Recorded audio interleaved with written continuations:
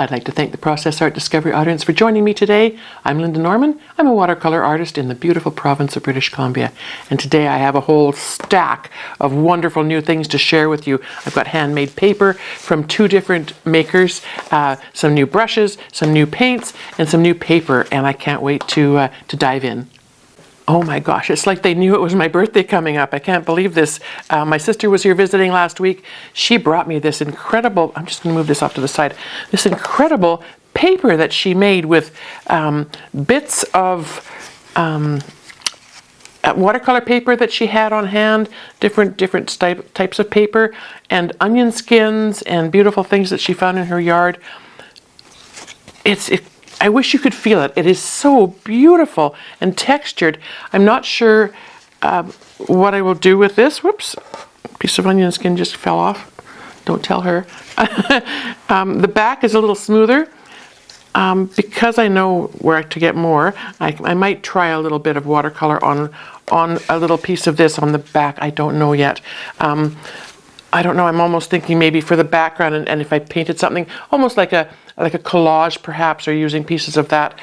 Or for some of these, like this is rose petals and bits of Arche watercolor paper that didn't break down. It's interesting that the bits of paper sort of stayed there. Gives it an amazing texture. I can almost see this as being print on a fabric or wallpaper. Like, wouldn't that be exquisite? And so yeah, mush up the paper and the bits of organic stuff in a blender, I guess, in water and in a screen, and flatten it out, and magic just sort of happens. So, and other than that, we had a wonderful visit. I got some really precious little gifts. So that was really a nice surprise and unexpected. And then another dear friend of mine had been making paper for years in the Philippines, and it was a professional process that she was involved in, and she sent me these the other day. She's living here in my town now, so I can visit with her again, and I think I'd like to see some of the work that has been done on her papers before I attempt them, because honestly they're so exquisite. I'm afraid to do anything but just ogle them right now, but they're beautiful. Each one has a different thickness, different fibers in the works. This one is very soft and subtle, but you can definitely see the texture in there. And this one is another, just a different color. I'll have to ask her what these fibers are in here, because I'm not sure what they would be. Little bits of plant fibers, I suppose. This one is very subtle, and it's on a brown. Oh, and it's got a faint line through it on the paper itself. So yeah, I'm so excited. And this piece is just luxurious. The color is exquisite, and it's thick and it's rich and very textured. That might be a nice background instead of a matte on a painting.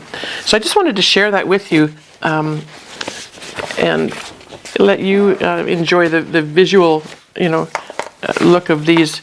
Like I said, I'm not sure when and if I'm going to do anything with them. I might just appreciate them like this for a while until I can get brave enough to try something out. And getting brave is something that, I don't know. I remember when I first started watercolor painting, it was hard for me to understand that it was just okay to just play around. And when I had that opportunity, after many years of people telling me I couldn't paint in watercolor because it was too difficult, and I believed them, I had an opportunity to try, and lo and behold, I could see the possibilities. What I did that day when I had that first opportunity was not spectacular by any means, but I could see the possibilities, and I could sense how the relationship could be built with water and the pigments and the papers and the things that we use. And I got thinking about that the other day too, and for a lot of us, I think our creativity, whether it's painting or or a gardening or whatever that is, it becomes like that friend where you can share quiet time, you can share exciting times, but there is that common underlying trust, I guess. And I trust my paints, I trust my watercolors, because I know how they're going to react. Today, I've never tried these, so that element of trust maybe isn't quite there, but I also love that there's that little element of adventure as well. So let's take a look at what we've got here. This is Fuumuui, Fuumuui, professional watercolor brushes, needlepoint brush, and I've seen these online pop up, and I've just always thought, oh, they look exquisite, but have never got around to ordering them. So they sent me these set of 4 beautiful brushes. Let me just take them out.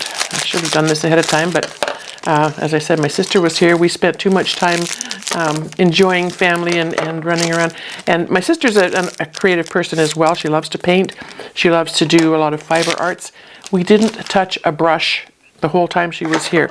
But that's okay. We'll get her back and we'll do something together perhaps. So, 4 brushes. And what appealed to me in the photos of these when I'd seen them online is these. I'm going to put them on a sort of a white background perhaps so you can see better.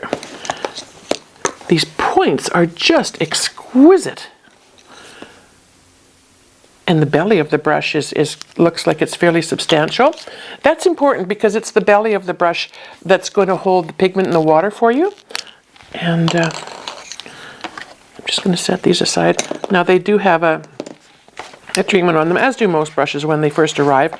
And that could be, a little bit of a sizing or a sticky glue sometimes. Even on my own brushes, if I find that they're a little bit wonky, the hairs get a little bit off kilter, I will rub them in a bar of soap. And I do have I think it's called Masters or Masterson's artist soap in a little dish container with a lid. And I just coat them with soap and let them dry that way once I've shaped them.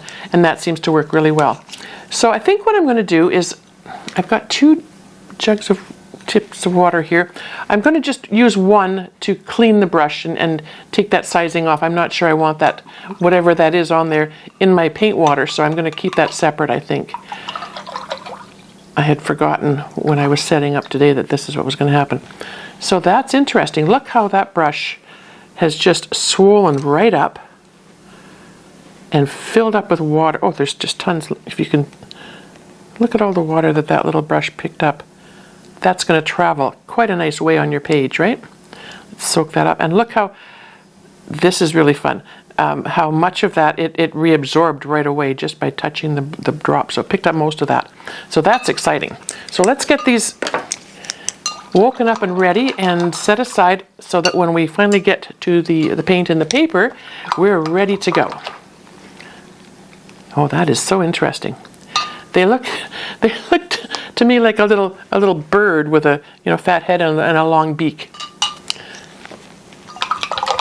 Oh, and speaking of birds, my paint group that I go to on Wednesday mornings is situated in a little old heritage home right on Lake Okanagan, and beautiful trees and the water's there. And I just happened to glance up as a huge bald eagle came flying in with a big fish in its talons and landed on a stump right outside the window where we were sitting. And that was just such a gift to watch. And then to see the other birds, I'm not sure what they were, realizing that Mr. Eagle had a little prize there and wanted to get in on it. But it was something, I'll tell you. Okay, so this is, should I put that? Solid Watercolor Opaque from the same company, Fuumuui, 24 color set. Powder, high quality pigments, evaluated for light fastness, that's good to know. Weather resistance, pardon me. sun resistance, alkali resistance, and opacity, delivering rich, vibrant colors that maintain their brilliance in both wet and dry techniques. Well, this is exciting. And on the back, there's a little color chart, which is very helpful. As you know, with my own palettes, I'm filling them with all kinds of great watercolors from different brands, and I don't have a built-in color chart. But what I have done, if you purchase one of my palettes, by the way, I printed a little template where you can write in the colors that you add to your palette. So, but it's important to have that because I have several on the go with various brands in them now, and sometimes it's hard to remember what's in each. Pardon me, each well. Red Gray 1, Red Gray 2. Oh my gosh, and you can, I don't know if you can see this. Red Gray 1 and Red Gray 2. No, I've got it upside down. I was going to say, that doesn't make sense to me. Okay, that makes more sense, I believe. Brown Gray, Green Gray. Okay, there we go. So this is called a Red Gray 1, Red Gray 2, Red Gray 3. So they're different variations of pigmentation. And there is a difference between when we talk about pigment and hue and color. And it's all to do with the intensity and how that reflects and all kinds of different factors. One of the reasons I find watercolor so fascinating is that there are so many elements to it. But there is a huge range. They look, to me, in the palette to be fairly subdued. So let's take a look. I just want to have a quick, let's take a dark one and just see. They're actually a bit sticky. Okay, so that's good to know. So I'm not sure I would spray them. Let's test them without. Like I say, you're on this journey with me. We're going to see what's going to happen here. And with this package came a watercolor block, cold pressed, 100% cotton, and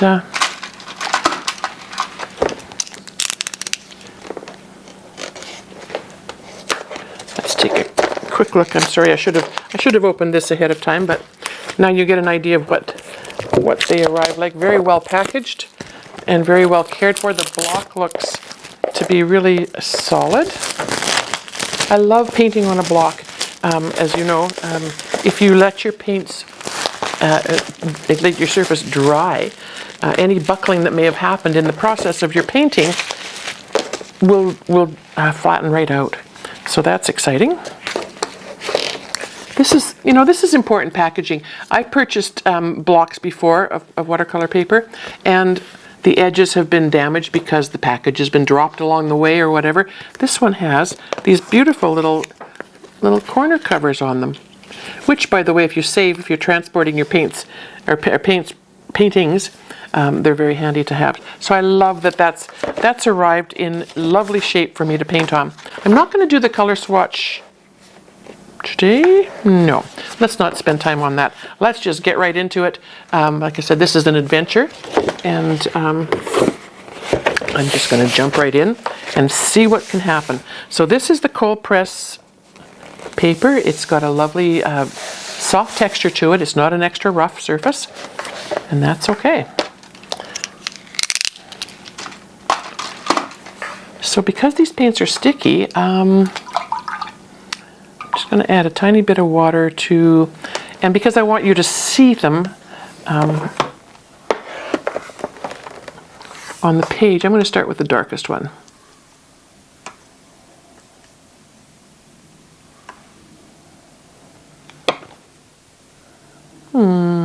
And I am going to, I'm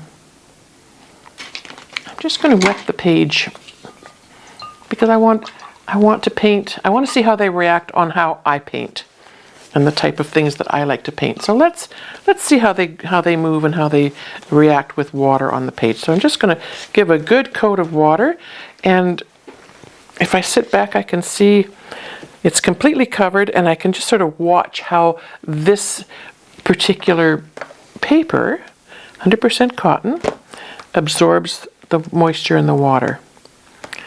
It seems to be quite even.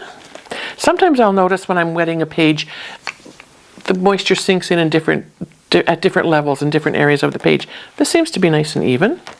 That's good. It's not soaking in quickly like some fibers allow to or cause to happen. So I've got all of that on there. Let's see if we can. So that was the nice dark. Oh my goodness! I was not expecting that. That is quite fantastic. It'll be interesting to see. I was going to make a cloud. However, that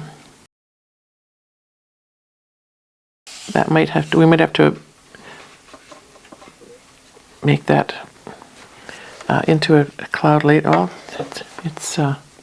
it is amazing. I should have, had I realized it was going to do that, I would have made it that down here in the horizon. But that's okay. Let's soften those bottom edges so it doesn't look like there's an island sitting up there, and see if it can't just form its own cloud shape. And then maybe I'll just do another one up here. This time I'll approach it a little bit differently. I'll make it more round and let it sit in there. Let it move to become its own cloud shape. The way it dissipates and moves through the water on the paper is absolutely phenomenal. So that is, let's try some blue and maybe make a bit of, I dropped water in that one. We're making a mess is what we're doing, but that's okay. We're going to add some blue areas to the sky. We'll make a sky. We'll make a landscape. This will be a landscape.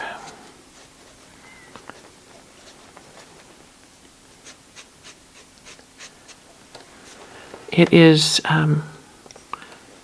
for an opaque paint. It is something else. Now I see I've got and I can't tell you right now whether this hair came out of the brush or from somewhere else. It looks like it might have come from the brush, but that's okay. So my paper is, I guess, sort of at an angle from where I folded the top part here, but very slightly, and you can see where, you know, the paint and the pigment's actually moving down through the water, which is fascinating. I'm going to try a little bit of a lighter gray just in here to soften this cloud shape up a little tiny bit.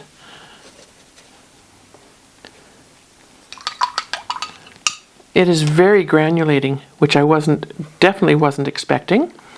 So that's quite fabulous. This is, I think, it's a darker blue or a gray blue. Okay. All right. Well, that's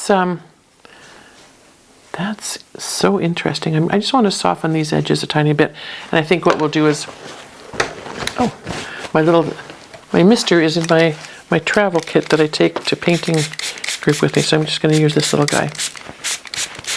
Wetting my paper towel and keeping it soft and pliable. Now I can see the paper is buckling slightly, so that's what's causing this little rivulet to happen here. And because I probably wouldn't want that there, I'm just going to use that as a starting point for pulling out some of the cloud shapes. And because most clouds that I observe have the whiteness on the top and the dark is the underside where you'll see things that are you know, the shadowy part perhaps.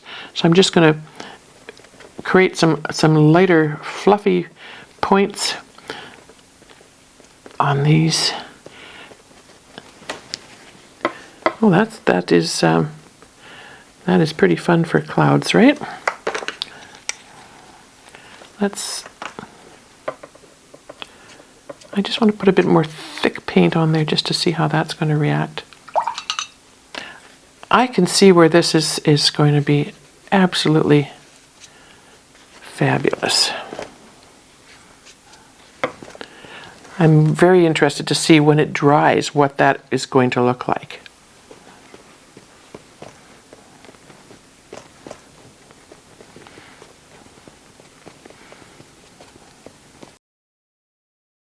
think we'll just change that a tiny bit. It is, it's quite amazing how it actually can be moved on the page. I wonder, because it's not as transparent and it's thicker, it's easier to move. I'm not sure. All right, well that's enough for the clouds. Let's see what happens if we try to make some trees. So we're going to try to find some greens. I'm thinking, you know, when you're doing a landscape and you want the background to look further away, if you paint them a bit lighter and more diffused, and as things get closer, they're brighter and they're more defined. So in the background, just because we've got all these fabulous colors here, let's look at purple. This is a purple. Oh, it tells me right here, right? Purple gray. So these are all gray tones, which is beautiful. They'll be working well together. I'm just fascinated by these clouds. I can't stop playing with them. I can see where there's some really beautiful opportunities to create something fabulous. And this bit that looks like rainfall coming down is beyond gorgeous. So I'm loving these points on this brush. Let's load the brush and see how long we can go with one paint load. And I have a feeling it's going to be quite fun.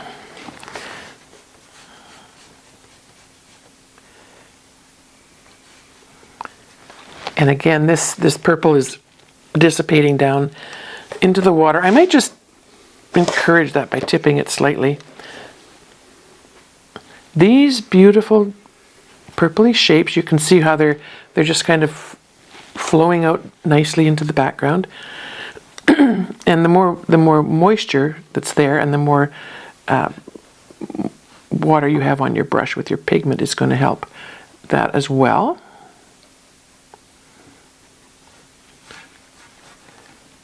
And you can see where some spots are lighter and some are darker. So I'm going to do a little more of that. Oh, I meant to see how long that brush would last full of paint, but that's okay. I think because we've got more open sky here, I'm going to make this part a little bit higher. I do like to keep the land bits a little bit uneven. Adds a little bit of interest to the painting. And if I just make a little indication there where it's going to end, as long as I can keep it fairly straight, I don't know, it just seems it's always easier to do this once you get moving, and we probably don't want to do that. Now I can see here where I had too much fun playing with that water, and I've got some blooms and some blossoms. I'm just thinking it would be quite, as long as you catch those while they're fairly wet, you can deal with them. So let's make these points, and it's going to be a bit of a challenge because the background, or rather the paper, is still damp. So using this fine tip to make those exquisite points isn't going to be quite as easy, because it's going to want to dissipate. But let's take something lighter now, and actually let's go something darker. What have we got here? We have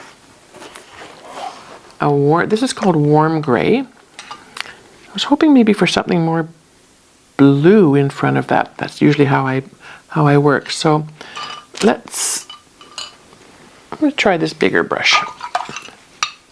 It's just a slight bit larger, does it say? It's called a 14 extended point. And green gray, blue gray. This looks like the darkest blue. And I may have to try something different. See how it contrasts against the purple. I see where I probably had a bit more pigment on my brush with this opaque paint than I really needed in this background here. It probably would have been nicer if it was able to fade out a bit more. So that's a good thing to note with this paint. It doesn't dry that much lighter because it's opaque, I guess. Like I say, this is all new to me, and let's make a little, and a little bit on the other side. Let's see if we can add some. The darker the color, as I said, makes it look like it's more forward, more close to you. And we'll just add a few of those maybe on top of that, just to bring a few. I love that point. It's very similar to my Lebanson brush, I think, in terms of creating these trees. And I think in another video I probably will try this with a vignette, just to see how much paint load is in that belly of that brush, and how much of it will come down through, and how much those water drops will pull from the brush. I think that would be quite fascinating. All right, so that blue, like I say, I think with that purple, I might have probably been better off to go with the lighter, which is called Purple Gray 2, or even Purple Gray 1. But I think, let's have a look. I pulled at it with my damp paper towel, and I kind of scuffled it up. This is a thirsty brush now. I've taken most of the moisture out, and I want to see how, I'm thinking because these are opaque, they're going to sit on the surface a little bit more perhaps than some other brushes, or other paints rather. And because they're sitting there, they're prime for lifting, and that is exactly what you can do. That is very interesting. And I'm not even worried about getting the brush back into its proper shape. I'm just pulling out the water. I don't want any excess water at this point. I just want the brush to be able to touch the surface and pull things out. And I kind of like that. You can see here where I thought those rivulets and pigments coming down the page were going to be more defined. They've actually diffused out now and very, very beautifully softened. Yeah. So this is really interesting, and it does lift. Now, as you know, I'm used to adding bold colors, so this is an exercise in gentle softness. This is that quiet friend I think I was telling you about, who's just kind of there with you. You know, as you progress on your watercolor journey, depending on what direction you want to take, it can be very exciting. I'm loving that I get to do shows and workshops and things, and out in the community, and interacting with people, and just kind of sharing creativity. So this one is the Green Gray 1, very light, and it is very light. So I think what I'm going to do is use the side of the brush, and this landscape with this approach with these paints is going to be, I think, a little more on the perhaps the abstract side. So I'm wetting the side of the brush this time. I'm not just picking up paint with the tip, and I'm just touching it along where I think that shoreline might be, and I'm pulling up that color.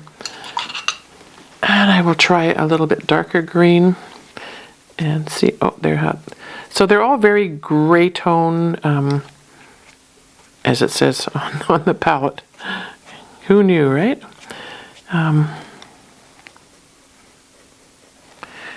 Very interesting. Now normally I would have gone in with a big brush and given the whole thing a wash so that whatever's down here has the same, you know, a bit of pigmentation as the top, but I didn't do that, and we're testing colors. So let's try something. Let's try something interesting, and just to get the colors going. I've got a lot of water on this the biggest brush, the number 14, and I'm just dipping it into the red gray number 3. And there is a lot. It's dripping off the end of my brush. And we'll just get that in there. See if it works up with the other colors. To soften that, I'm going to go into the red gray number 1, which is very similar to, I think, the appearance of that green gray number 1. So it seems to have a lot of the white white base, almost like in my other paints that I used, a buff titanium perhaps. And I'm going to get that as close as I can to this beautiful granulation of these purples, and then try a little bit of spray. Oh, now how did I do that? I think I've got a bit of a... I sometimes do that. I get excited and I get a little heavy-handed, and your brushes will hurt your paper. I've been a little harsh there and made a bit of a mark on the paper, and that's not good, but that's okay. So let's see how we do with a little bit of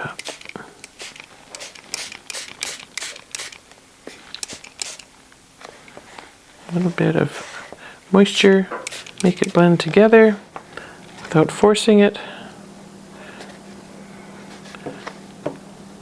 And then,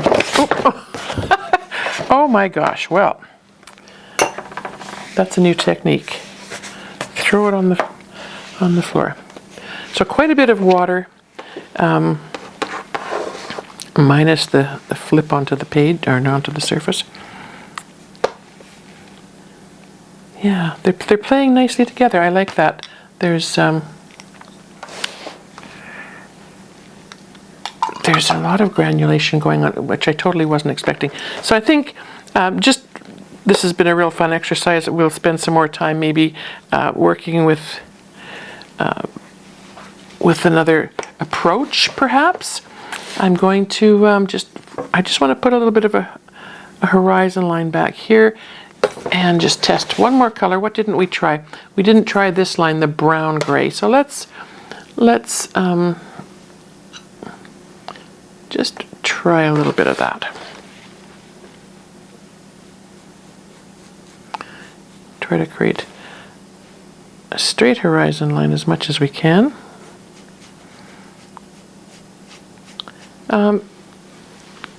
That's kind of an interesting, I'm doing a little bit more of a dry brushing technique here just to see, not something I normally would do on a horizon, but I just wanted to see how that would work. So the purples are really granulating, the grays and the blues that I put up into there are granulating and moving down the page as well. They've gone nicely into this red gray, and you know, they would be, I think, really fun in a vignette style. And I think this was a yellow gray. Let's just try that last color, just to soften that brown horizon.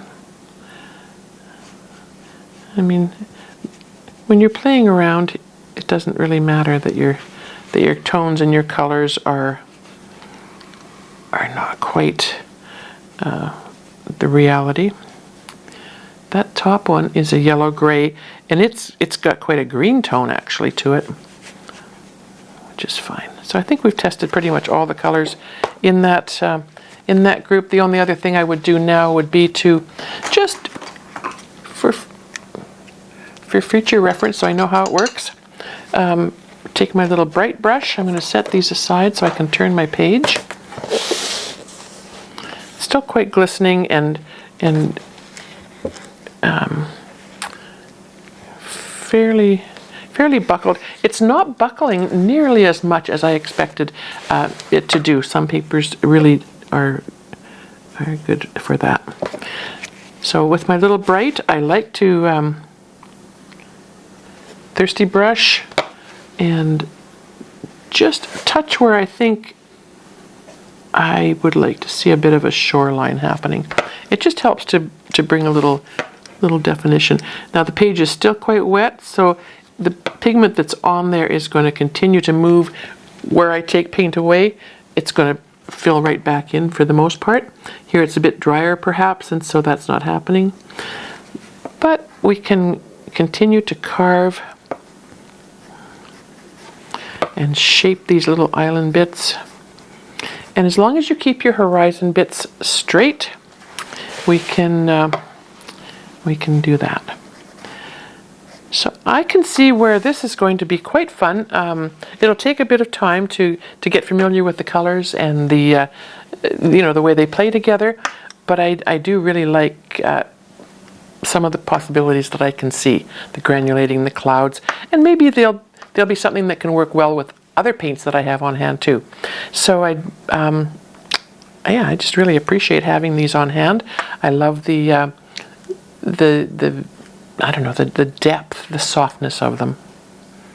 So they are Fuumuui, Fuumuui, and yeah, you've probably seen them online. I wouldn't hesitate. These brushes are really exquisite. I love what they can do, what they have done, and what I can see for possibilities with them, and especially for people who maybe paint a little more fine-tuned than I do. They would be quite exquisite.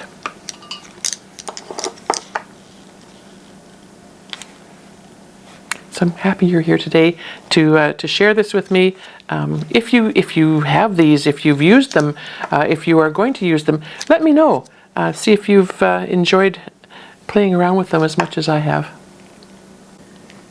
I'd like to thank the Process Art Discovery audience for joining me today. I really enjoyed working with the new to me paints, brushes, and paper that Fuumuui had sent me, Fuumuui. If you can get yourself some, I think you'll have just as much fun as I did. This particular set is beautiful soft grays. May take your art in a new direction. How fun is that? If you like what you've seen, we invite you to subscribe to the channel or head on over to the members area.